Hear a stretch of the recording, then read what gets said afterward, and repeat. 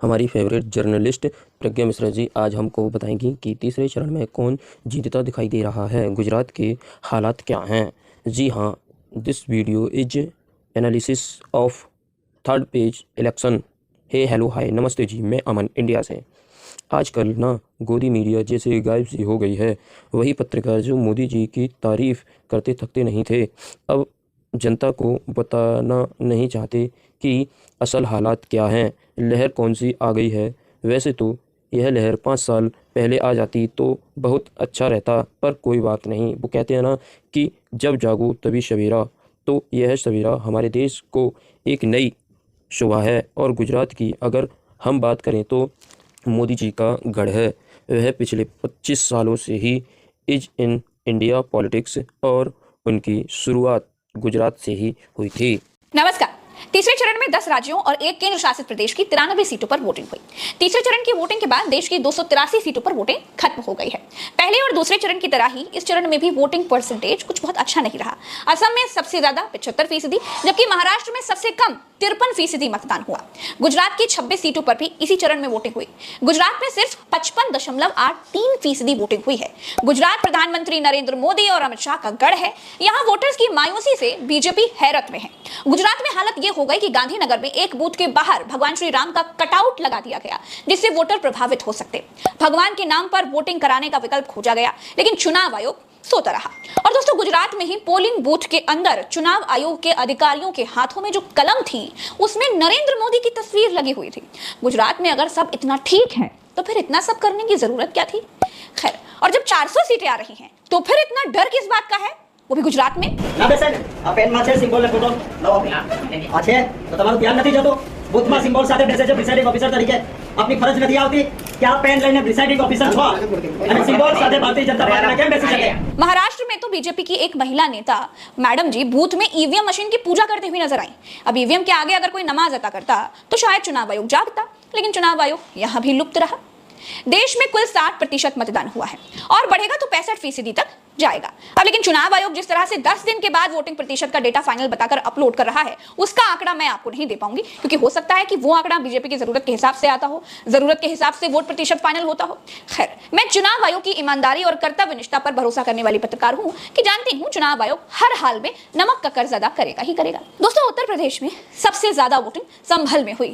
संभल मुस्लिम बाहुल्य सीट है। यहाँ शाम 5 बजे तक 62% मतदान हुआ, जबकि सबसे कम बदायूं में वोटिंग हुई। यहाँ प्रत्याशी आदित्य यादव चुनाव में हो रही धांधली के खिलाफ धरने पर बैठ गए। उत्तर प्रदेश में कुल वोटिंग 5 बजे तक 55% हुई। यूपी में 10 सीटों पर हुई वोटिंग में पार्टियों से ज्यादा तो पुलिस लड़ती नजर आई। पुलिस की सारी भिड़ंत विपक्ष के प्रत्याशियों से होती रही। बदायूं में यहां तक आरोप लग गए कि पुलिस ने विपक्ष के प्रत्याशियों की पर्चियों में पानी डाल दिया। मैनपुरी, बदायूं और संभल, ये वो 3 सीटें थी जहां सबसे ज्यादा शिकायतें आई। मैनपुरी में अलग अलग बूथों पर बूथ कैप्चरिंग की शिकायतें विपक्ष की तरफ से की गई। कई सपा के बूथ एजेंटों को भगाने की भी खबरें आई। दोस्तों, फिरोजाबाद में करीब 42 फर्जी वोटर्स पकड़े गए। संभल में सबसे ज्यादा शिकायतें आई हैं। यहाँ मुस्लिम महिलाओं के पास आधार कार्ड होने के बावजूद उन्हें वोट डालने से रोका गया। ये आधार कार्ड नकली बता रहे हैं। हम सुबह से आए हैं, अभी आए हैं, घर का काम निपटा के, तो मैं अंदर ही नहीं आए। मेरे सब वोट हमें डालते हो सका हमें नकली हुए, ये वोट नकली हुए सारे प्रूफ हमारे 50 वोट मैंने वापस कर दी, दिखा दिखा के। अच्छा, क्या कह रहे हैं ये? कह रहे हैं नकली है, नकली वाली नकली बता रहे हैं। आधार कार्ड दिखाना। लो, ये क्या नकली है, हमारा राशन कार्ड पे आ गया। चलो आधार कार्ड खत्म कर दिया, पैसा 50 कर रहे हैं। इन्होंने 50 वोट वहां से भगा दी। संभल में ही सपा के प्रत्याशी जियाउर रहमान बर्क और उनके पिता की पुलिस से झड़प हो गई। पुलिस दोनों को धकियाते हुए अपनी जीप तक लेकर के गई। संभल में ही वोटर्स के साथ मारपीट का आरोप भी लगाया गया। लोगों का कहना था कि पुलिस ने वोटर्स को बेरहमी से पीटा। करोड़ों मतदाता इनके खिलाफ हैं। ये कितनी बेईमानी पे उतर जाएं, लेकिन करोड़ों मतदाता इनको हटा करके ही दम लेगा। और जो सूचनाएं आ रही हैं, ये घबरा गए, बौखला गए हैं।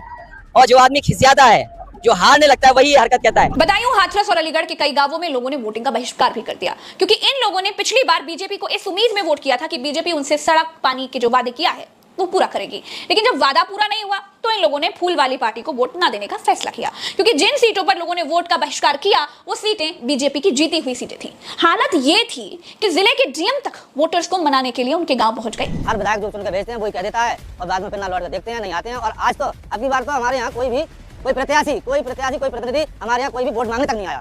अब हम अपने गांव में कोई हमारा कोई नेता तो है नहीं। हम लोग अपना यही चुनाव बहिष्कार करके और जिला और मंत्री और सरकार तक अपनी बात रखना चाहते हैं कि हम चुनाव बहिष्कार करेंगे, हम चुनाव में वोट। कल का रिकॉर्ड कर लो है। अगर अब मैं वापस नहीं आई, मैं तो नौकरी हूँ ना, मैं थोड़ी भाग जाऊंगी कहीं पे, मुझे वोट तो मिलते नहीं, मैं तो नौकरी जो मुझे करनी है कहीं पे रहूंगी, यहीं हूँ, आप आके दिखा दीजिएगा। इतनी शर्म तो होगी मुझे कि आप नहीं बोला था, पे आप मुझे बोल दो, कहाँ जाऊंगी मैं। दोस्तों, 2 चरणों ने बीजेपी को उत्तर प्रदेश में इतना ज्यादा परेशान कर दिया था कि अमित शाह को भागकर 2 दिन लखनऊ में रहना पड़ा।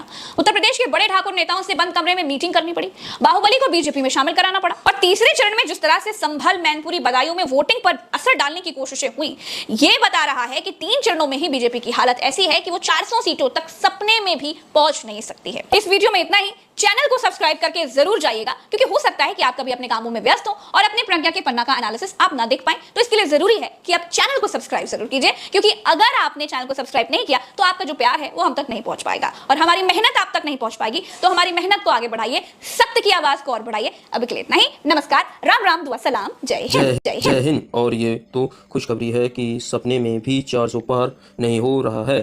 मैंने एक अंधे अनुयायी का स्टेटस देखा था, वो लिखते हैं इस बार 400 नहीं 500 पार, मोदी जी तो सिगरेट हो एंड आई वाज शुड।